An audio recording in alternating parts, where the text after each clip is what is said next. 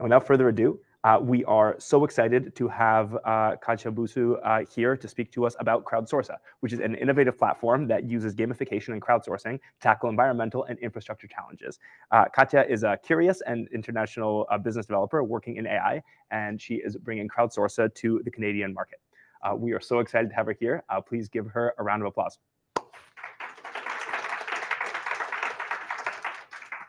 Great. So Katja, I'm going to stop screen sharing and feel free to share your slides. Thank you. Super excited to be part of this. I think we are from Finland and I'm from Finland originally. And this one very common thing we care about. We care about each other. We want to make things better by volunteering and through the community efforts. And I think this is something that you will find as exciting as I do. I'm just putting up my host that. Perfect. Great. So, as said, my name is Katja Boutou, original from Finland, currently living in Montreal, just now traveling in a global AI conference in Dubai because of my day job in AI. So I was super excited to learn the location of this meeting this evening for you, morning for me. And yes, what I do on the weekends, part of my three children who plays hockey, why we are in Canada in the first place, because they prefer the Canadian hockey. I don't know why. I'm from Finland. So I like to introduce snazzy startups and technologies across the pond, going from Nordics to Canada and vice versa. So I see a lot of similarities with our business culture, the way we do things, and that's why I'm super excited to bring nice finished products to Canadian market. And one of them is Crowdsorsa, and you're pronouncing it really well because the first time I saw the name, I thought it's really crap. It's really difficult to pronounce, but actually now I realize that because of the nature of the platform, you actually have to have the conversation. And I have really nice ideas how to put it in the market and make Canadians to pronounce it and get it viral. So yes, the Crowdsourca is mobile game to engage your citizens. There are several of these on the market at the moment that I've been seeing in different parts of the world, and I'm sure you've tested a couple of them yourselves. And shortly we'll see why this is very different, why this is something that will get you engaged. I forgot to put the timer on, so if somebody just give me a heads up that if I'm going totally over time here, so then I bit aware of that. Great. So the innovation is from Finland. I am from Finland, but the innovation wasn't born in Finland. The founder's name is Tomi Paju. He comes from the middle of the Finland, from the small city. He's a teacher, and part of the teacher course in Finland, you have to a master's degree, and it's recommended to go abroad. So he went to Zambia to work in a local school, and during this year there was a heavy rain which destroyed the whole infrastructure of the village. And he started thinking like, okay, there must be a better way to get people involved and do something about the infrastructure and get it up and running again quicker. Hence, he came home to Finland, started getting involved with different technologies, and came up with the crowdsourcing idea. So it was already founded in 2020, just during the COVID, which of course slowed the process. It wasn't this, it was just a normal platform. It didn't have all the cool features. And so it's been evolving over time, and it's evolving constantly. We have the constant R&D going on top of it that I can go a little bit later on. Currently operating in 7 countries, mainly in Europe. We have it in French as well. We just launching in France.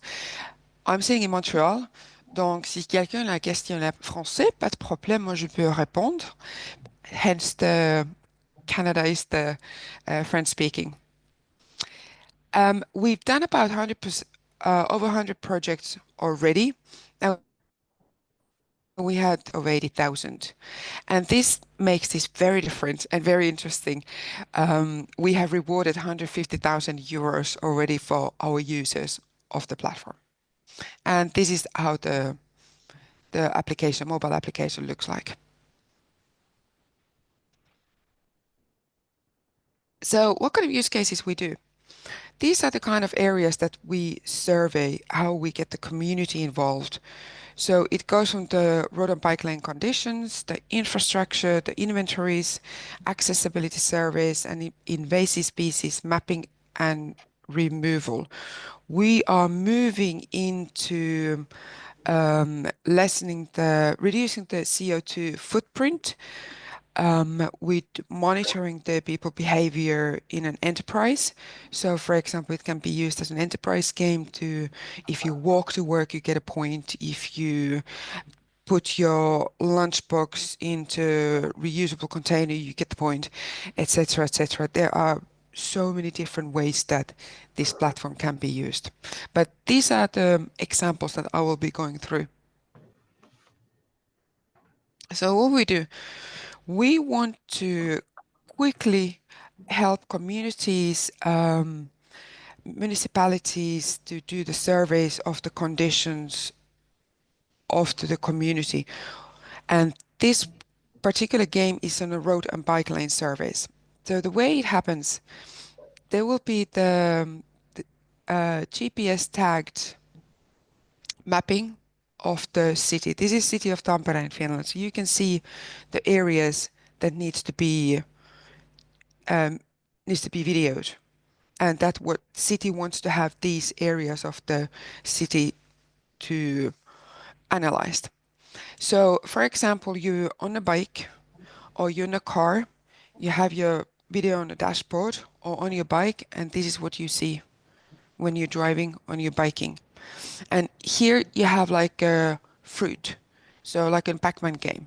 So you're collecting the fruits, and every single time you collect the fruits, it's an actually monetary value that you're collecting on your application.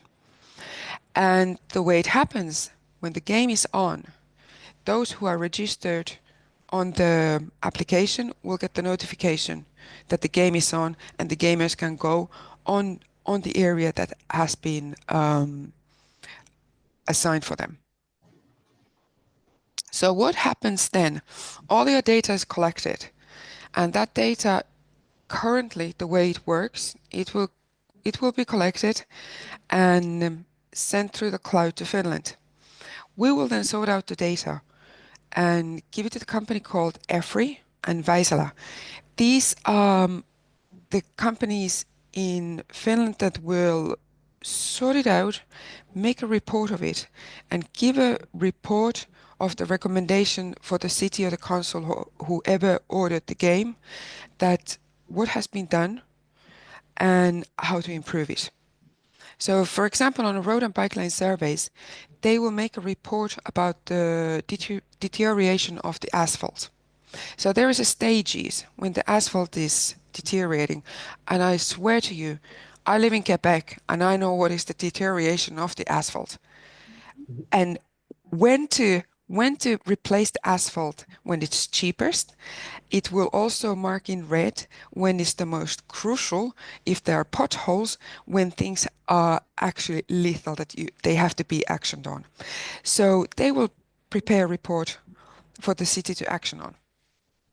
And this is the most important part for the entity that will order the game. And then what it means to the user. So that every single fruit that you collect, it's actually monetary value that will be deposited on your mobile phone throughout the game. And what's the fun part, you can see on your mobile constantly that who else is in the game, how much they earning, and how much ahead of you they are. And I think this makes it really addictive.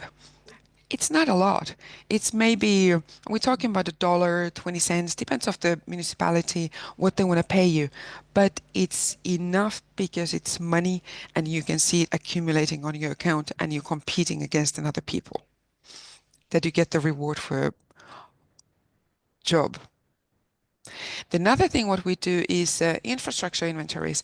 So when the cities and councils, they took the papers, put them at a PDF. PDF's now going to digitally in the their filing systems. Humongous amount of errors on these um, digitalization of the infrastructure and the assets. So, for example, one of the cities in Finland, they on those manhole drain covers, they estimated that they will have about 8,500 around the area they wanted to measure. And what actually happened through after the game, they realized they had them over 20,000. There's a huge difference, but they were just poorly marked on a paper that went to the PDF, which went then to the CAD files, completely wrong. For anybody, you can just imagine how long it would take if the infrastructure department of Toronto City will go and only log on drain coverages throughout the city. It will never get done. It can be done the park benches, condition of the park bench. If there's graffiti, does it need to be cleaned? If it's broken, has the rubbish been collected? And I'm sure your brain is already flying. What kind of things can be done? Accessibility survey is really interesting, and this is probably closest to my heart.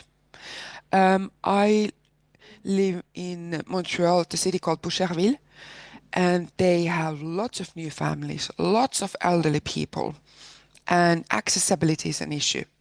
So it is dangerous for people to move with wheels, and it absolutely has to be addressed. Going to the public transportation, just crossing the road. And for this game, we actually have a company called Riesa, and they are consulting house for the specifically for the accessibility for the public transportation, but also of the infrastructure. So we work closely with them, and then they will take the data, sort it out, and give the report exactly from the accessibility perspective.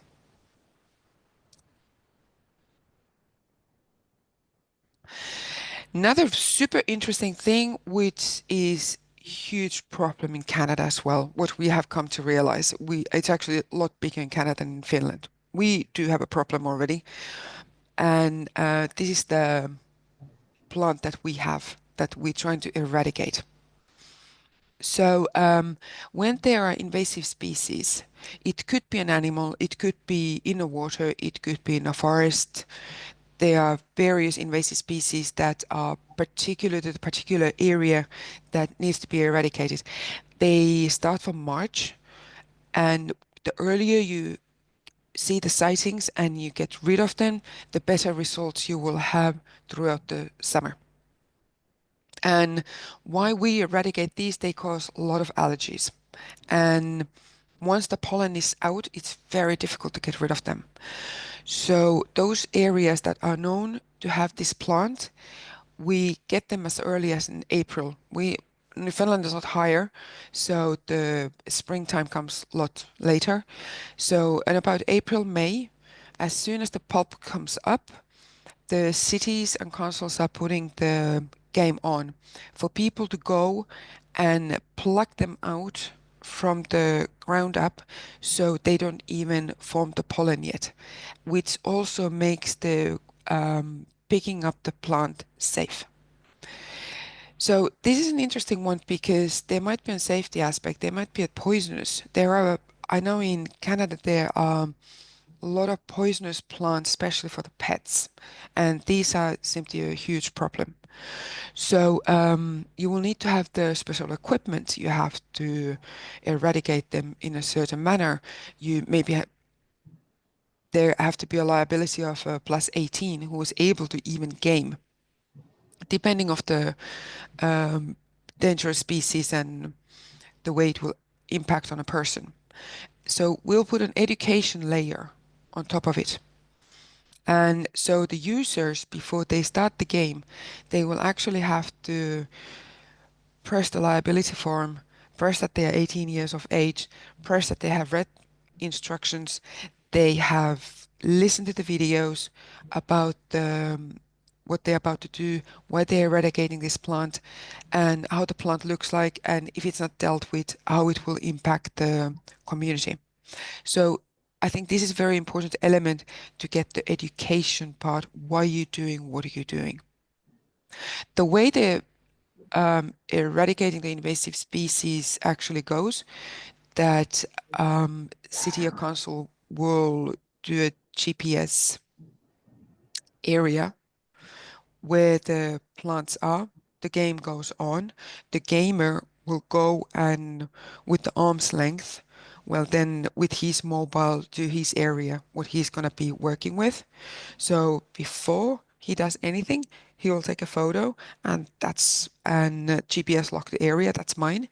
Um, Take and plug the plants, put them in a bag, seal the bags, ready for municipality to collect them up or whoever is the game organizer.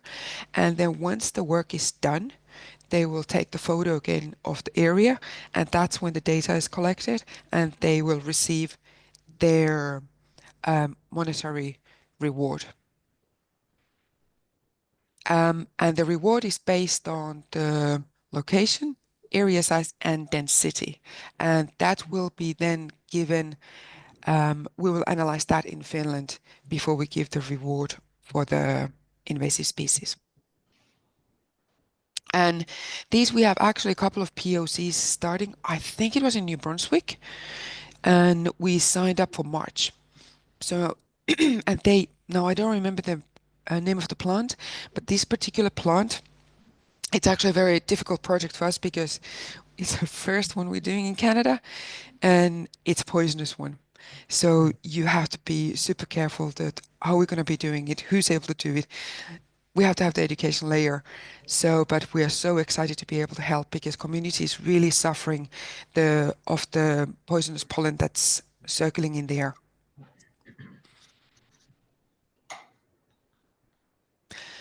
So these are some of the results what we've done.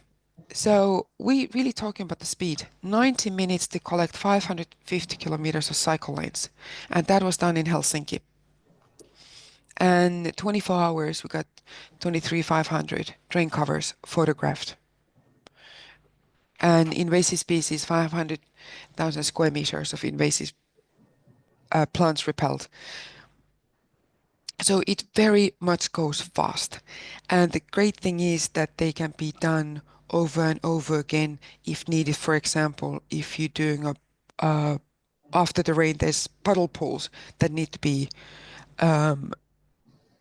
videoed, or then the invasive species.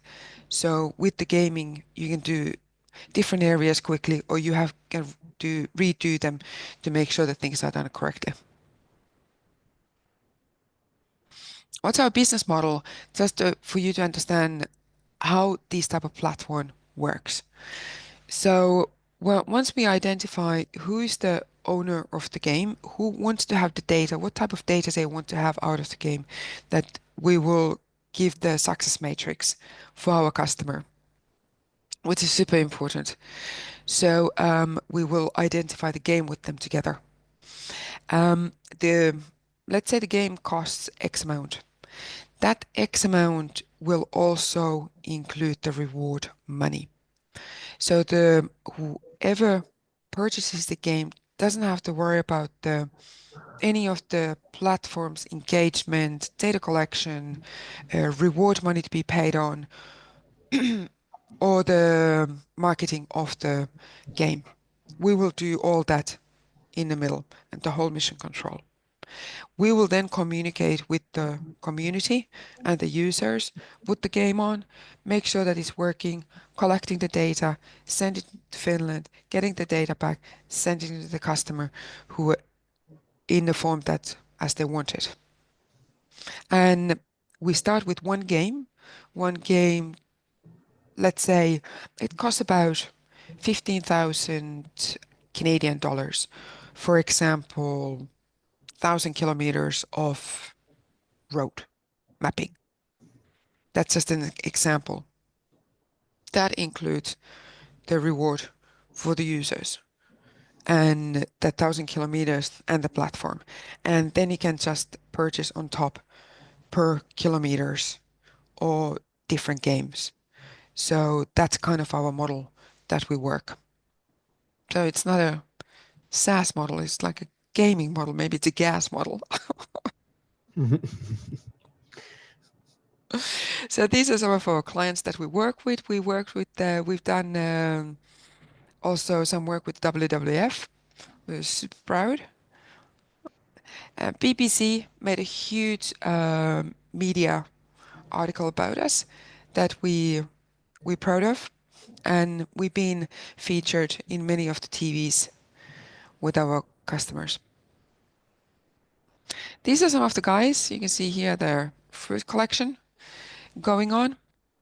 And the biggest user group in Scandinavia is 13 to 17 years old. Why? Because they can't get summer jobs. They have to be 15 in Finland, and I think in other Nordics as well. And there just are no jobs available for the kids. So what they do, they collect bottles and cans. We pay really good money collecting bottles and cans and things like this. So this guy, he's 13 years old. He bought all the equipment for eradicating invasive species and making thousands over summer just by playing the game. We had two sisters in Sweden. It's a really funny story. We launched the game for the invasive species, and they thought, oh yeah, let's just make a couple of €100 so we can go for dinner. They ended up having a holiday, two of them. They collected thousands because you get so addicted to it, and then you take it as a hobby when you start following it. And that's me. And I'm super happy to present the solution for you and taking any questions or comments would be wonderful. Thank you. Thank you, Katja.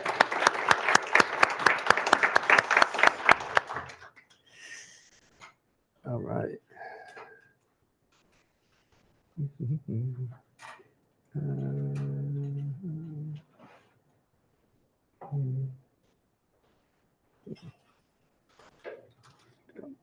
All right. We are ready for questions. If you have questions in the room, raise your hand. I'll come around with a mic. If you have questions online, just drop a Q in the chat and we'll call on you. We'll start with a few in person and then switch to online.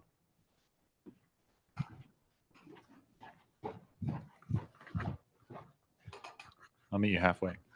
I was wondering, some of the tasks that you described sound like similar things people would do to contribute to OpenStreetMap or open roadside imagery platforms like Panoramax, which is run by OpenStreetMap France. Do some of your contracts allow you to contribute the things that you've gained on your platform to open platforms like OpenStreetMap after the work is done? We haven't looked at that at all. Hasn't come up with our customers. Something to look at.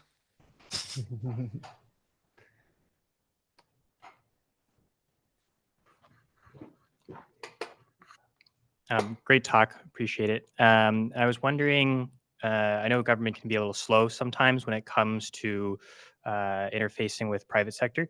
I was wondering how you got the app adopted initially in the early days, and then also how do you deal with the speed of government? Oh, that's a very great question. Absolutely struggling that with finding the right people in here. But in Europe, the way it works, you have to go in when the budgeting is open. Find a champion normally in either who's in infrastructure or then CSR. So it depends a little bit who's sitting on top of the which money and what's the city's kind of like the priorities. I've been looking carefully about Quebec, and there I'm kind of hitting on numérisation, the digitalization, the using the collecting of the data.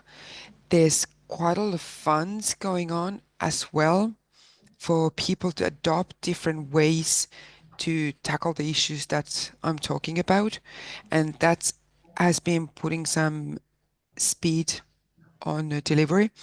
Also, I have found out that Montreal, City of Montreal has tried a similar game internally within the infrastructure architects. But it was only for them, and of course didn't work out because they just don't have time to do it. So the interest is there, and now it's just finding that one champions to push it forward.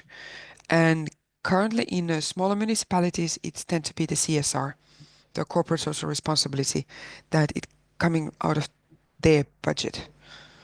But the bigger ones, yeah, I see the infrastructure, and because they can see the quick deployment and ROI, and us collecting the data, sorting out the data, and then giving the report, it's kind of an easy decision for them to make. And we also fall under, you have the different levels of expenditure in the municipalities. So for example, I think in the smaller municipalities in Quebec it's 23,500. And if anything is under that, it's pretty easy to sign off. But when you go to bigger amounts, then you have so many different ways of approvals that it gets complicated. So you kind of have to make the game just under.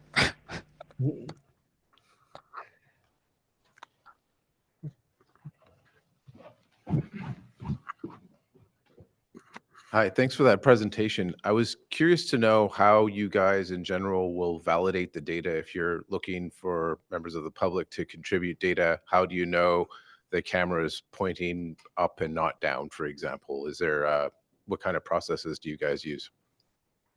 There was a picture in one of the slides that showed that how it actually looks on the dashboard, and we will verify that the pictures are correct before it's logged and said and the reward is paid. Or are you more on the technical side how we do that? Where did you want to ask? I guess it was kind of an open question, but I suppose what kind of, if you guys have any ways to automate data validation in general? Honestly, I haven't looked at the back end. I don't know what they do. Yeah, that's a good question. I'm sure there is, but I haven't had that conversation with them.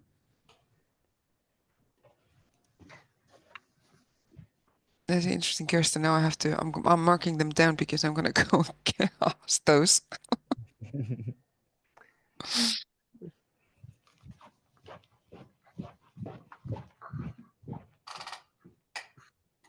All right, thanks for the presentation. You mentioned that for like the games, you have different companies that you work with or partner with that do the data processing or put it together for a report for the municipality or whoever has initiated the game. Is that something, have you looked at, or are you open to like allowing other parties to do that reporting or aggregation where you act like more as an intermediary if the city wanted, like if they had in mind maybe they were going to do the report themselves or wanted someone else to do the report and they just were looking to collect the data and kind of have that gamification as a service? That's a great point of view. Absolutely. We are not tied to any of our partners. They've been selected purely because of their expertise. For example, Vaisala has the expertise of the degradation of the asphalt and reading that. Riesa has an expertise for the reading data for the accessibility. So if there's an expertise in another country, more than happy to do that. Our beef and juice is in the game itself. And I think that will speed up the adoption as well if there would be a local player processing the data. I absolutely see that myself. So it's a very good and valid point.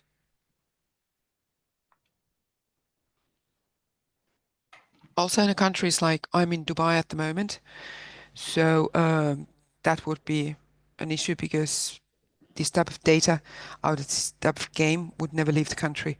So it would have to be a local player here that we would need to find first, even to be able to launch the game like this. So you're going totally different kind of game yourself when you do different countries.